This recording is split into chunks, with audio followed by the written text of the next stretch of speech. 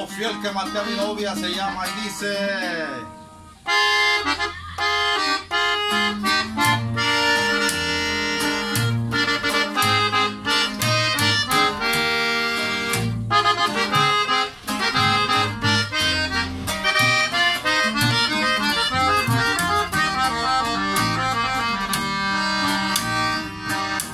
yo fui el que maté a mi novia y me vengo a presentar. No quiero que a otro castigue si yo he sido el criminal.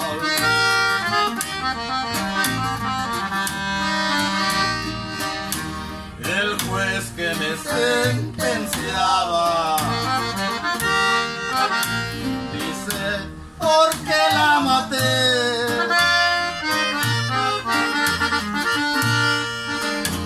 Al verla en brazos de otro hombre, mi puñal le atravesé.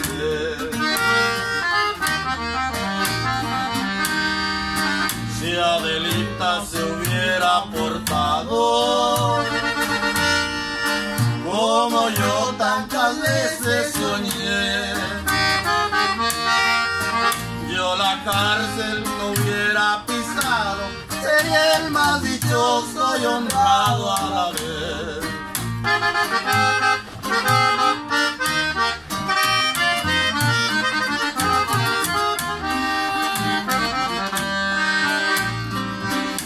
Luego que se dieron cuenta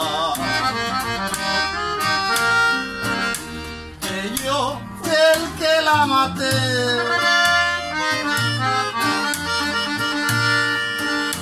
cárcel me dieron por vida, eso es lo que alcanza usted.